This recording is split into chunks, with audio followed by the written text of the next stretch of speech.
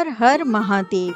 12 ज्योतिर्लिंगों की कड़ी में आज मैं आपको अंतिम ज्योतिर्लिंग श्री घुश्मेश्वर ज्योतिर्लिंग के बारे में बताऊंगी। इस ज्योतिर्लिंग को घुश्मेश्वर या घृष्णेश्वर भी कहा जाता है। ये महाराष्ट्र प्रदेश में दौलताबाद से 12 मील दूर वेरुल गांव के पास अवस्थित है। इस ज्योतिर्लिंग के विषय में पुराणों में ये कथा दी गई है। दक्षिण देश में देवगिरी पर्वत के निकट सुधर्मा नामक एक अत्यंत तेजस्वी और तपोनिष्ठ ब्राह्मण रहता था। उसकी पत्नी का नाम सुदेहा था। दोनों में परस्पर बहुत प्रेम था। किसी प्रकार का कोई कष्ट उन्हें नहीं था, लेकिन उन्हें कोई संतान नहीं थी। ज्योतिष गणना से पता चला कि सुदेहा के गर्भ से संतान उत्पत्ति हो ही नहीं सकती। सुदेहा ये सुनकर बहुत निराश हो गई। उसे संतान की बहुत ही इच्छुक थी। उसने आग्रह करके सुधर्मा का दूसरा विवाह अपनी छोटी बहन से करवा दिया। पहले तो ब्राह्मण देवता को ये बात नहीं जची, लेकिन अंत में उन्हें पत्नी की जिद के आगे झुकना ही पड़ा। वे उसका आग्रह टाल नहीं पाए और वे अपनी पत्नी की छोटी बहन घुष्मा को ब्याहकर घर ले आए। घुष्मा अत्यंत विनीत और एक सदाचारणी स्त्री थी। वह भगवान शिव की अनन्य भक्ता थी। प्रतिदिन 101 पार्थिव शिवलिंग बनाकर हृदय की सच्ची निष्ठा के साथ उनका पूजन करती थी और भगवान जी की कृपा से थोड़े ही दिनों में उसके गर्भ से अत्यंत सुंदर और स्वस्थ बालक ने जन्म लिया। बच्चे के जन्म से सुदेहा और घुष्मा दोनों के ही आनंद का पार न रहा। दोनों के दिन बड़े आराम से बीत रहे थे, लेकिन न जाने कैसे थोड़े ही दिनों बाद सुदेहा के मन में एक कुविचार ने जन्म ले लिया। वह सोचने लगी, मेरा तो इस घर में कुछ है ही नहीं, सब कुछ घुष्मा का है। मेरे पति पर भी उसने अधिकार जमा लिया, संतान भी उसी की है। ये कुविचार धीरे धीरे उसके मन में बढ़ने लगा।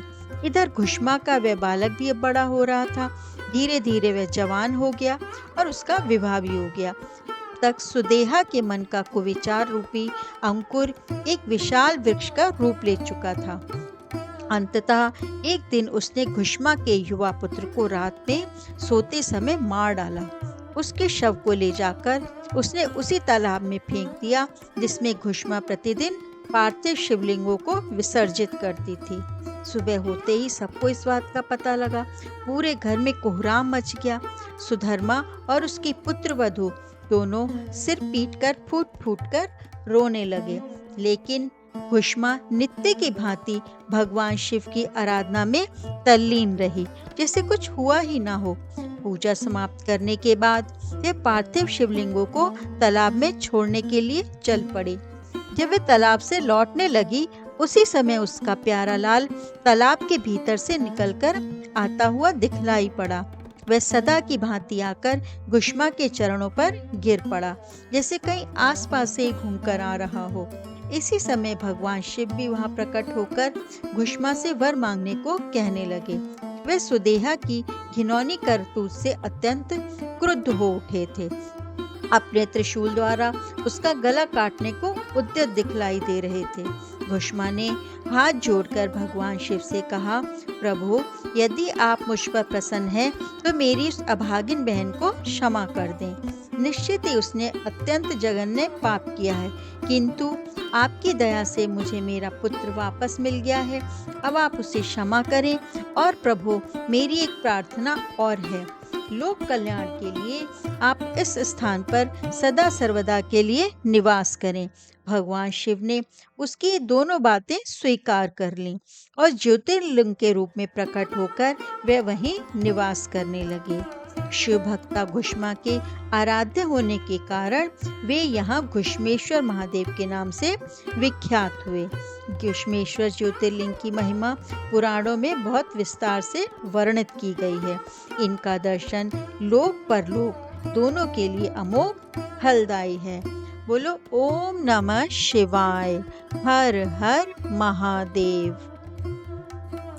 अगर आपको मेरी कथाएं अच्छी लगती हैं तो कृपया मेरी कथाओं को लाइक, कमेंट और शेयर करें। इससे मुझे प्रोत्साहन मिलेगा और अगर आपने चैनल को सब्सक्राइब नहीं किया है तो प्लीज़ सब्सक्राइब करें और बेल आइकन को भी दबाएं, ताकि जब मेरी कथाएं नई आएं तब आपको तुरंत सूचना मिल जाए। धन्यवाद।